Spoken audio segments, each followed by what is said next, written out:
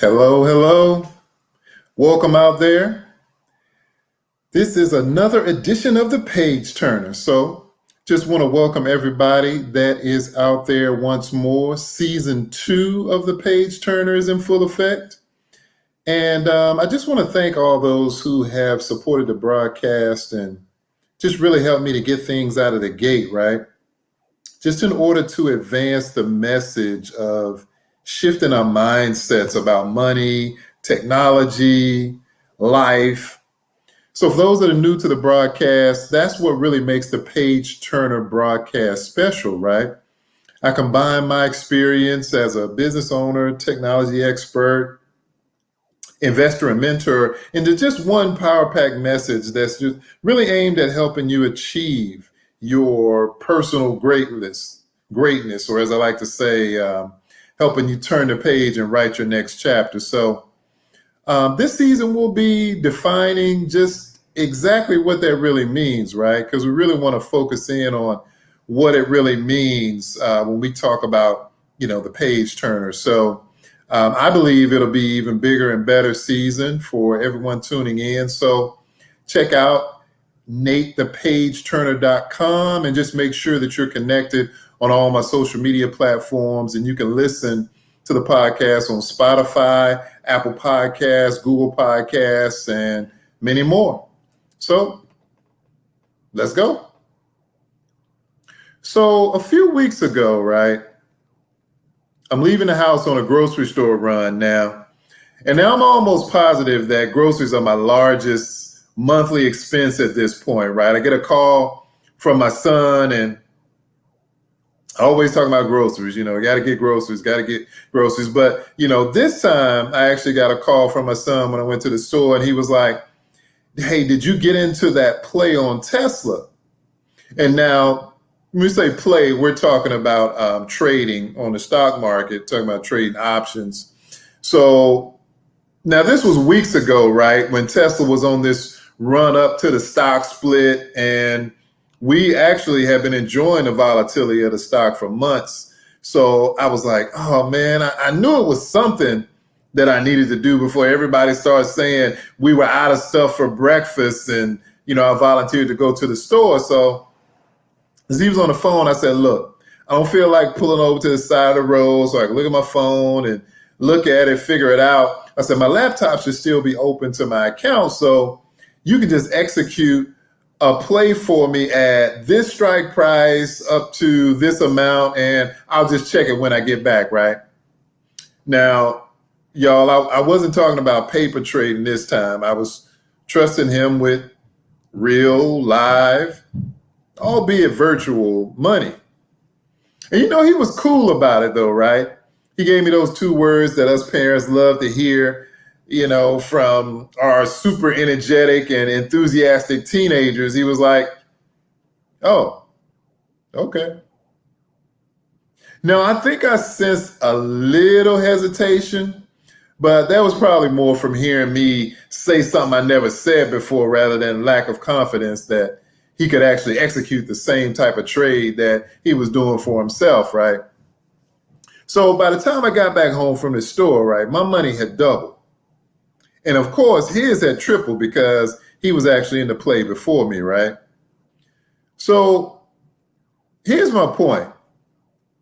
I had to trust him, right? I had to trust that he had learned enough to be able to execute for me because I had already seen him do it for myself. So, there have been times in the past where he kind of got to this point where, he had to learn a few trading lessons the hard way, but, I never stopped believing that he could do it. And during the times when maybe he lost a little bit of money and felt like it wasn't going right, I sent him back out there, supported him to say, hey, look, get out there, go back, try it again. Just pay close attention to the lessons that were learned from the trades that you chose and the trades you chose to hold on to. Because I had to explain to him that I too had really been guilty of just letting it ride for longer than I should have, maybe. There were some strategies that I thought he was using, but he wasn't. So I said, well, did you do this? He was like, no. I said, would you do that? Nah. Okay, well, look, I want you to take this, go back out there, take this money, go back out there, and I want you to do these two things. And we shook hands, we agreed that I was kind of giving him the seed money again this time. But if we had to do it again, we kind of work out the details on a loan agreement. And so with that, he was just off to the market again. Now, I thought back to what my mom always talked to me about, right? She had always warned me to kind of be cautious of the stock market, right? That's how parents are, just, be careful, because you can lose money. And, you can lose money. She was right. I have lost money in the market, but I also figured out exactly how to make money as well, right? So then now I have no fear, no fear of failure in the market, I should say, because, many times we just kind of let fear just come in and, tell us that we can't accomplish something. How many times have we, just kind of answered the door and just let fear come in the house and sit down at the table and go to bed with us at night, get up next morning. And, I just had to educate myself, right?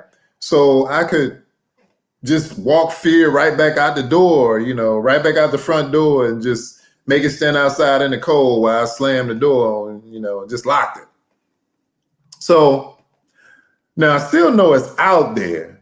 And, sometimes it even try to sneak in the house with somebody else because they didn't know to let it stay outside. We're talking about fear. So I'll let that sink in for a moment. But so no fear of failure in the market. That's really what I wanted my son to understand. And so the market is really not a place for emotional decisions anyway. So I think that he kind of got the message once and for all, because not even a week after he added the funds that I just discussed earlier to his trading account, he comes in and he shows me his balance in the middle of my last season 1 episode, right?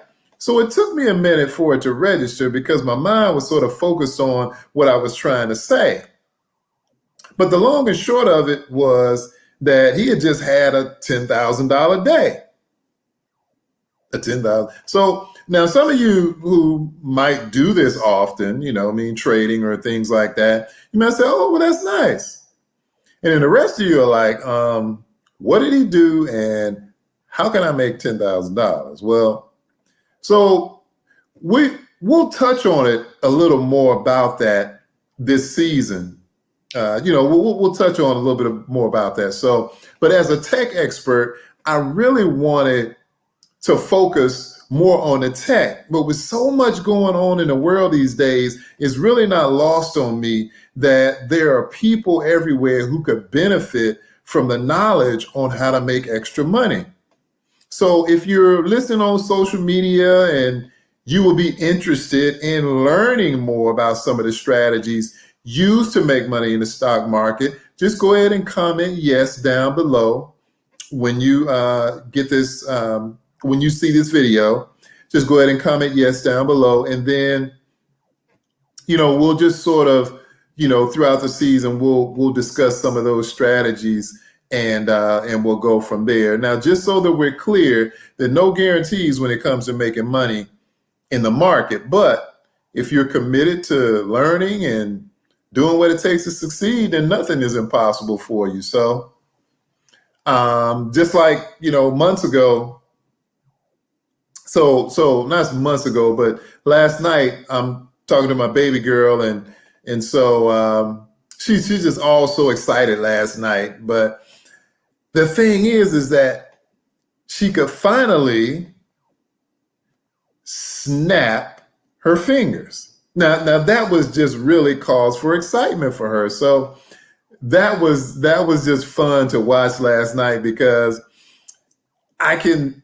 remember months ago a little thumb and a little middle finger just rolling off of each other without making a sound, just doing like this, not making a sound at all. And it was like, Dad, I can't do it. Yes, you can. Keep doing it. No, I can't do it. Press harder. Keep doing it. Press up. Make it. And so, you know what I heard last night was, this is so easy now. I don't know why I couldn't do it before. That was it. So all you really have to do is to just keep going with this, and you'll get it. Now, no, I didn't put together a program for her or you or anything to learn how to snap your fingers or do your step, because Professor Littlejohn said you can do that all by yourself. I know it's kind of cheesy, but seriously, but the one thing that 2020 has really done for me is really push me to excel. And we never know what the future holds for us, but the future definitely belongs to those who prepare for it today. So, what else? In the world of tech news, all you Amazon shoppers out there, put down your app for just a few minutes. Let's talk. Because if you're anything like me, I know you got a lot going on in your Amazon cart right about now. But Amazon has actually designed a different cart for you right now. It's a physical shopping cart that exists at its new Amazon Fresh grocery stores. I don't know if you all realize that now Amazon is building its own grocery stores, physical grocery stores. If you all have heard of that, just, maybe drop a comment. But they're actually creating these from the ground up to really bring you a different kind of grocery store experience. So yes, they do still own Whole Foods, or Whole Paycheck as some people like to call it. But the Amazon Fresh grocery stores will have the Amazon Dash Cart, where, people can build these lists of items via Alexa shopping list, on an Amazon device or on the Alexa app, and, just before going to the store. And then when you get there, you can use these Dash carts to just help you, shop faster.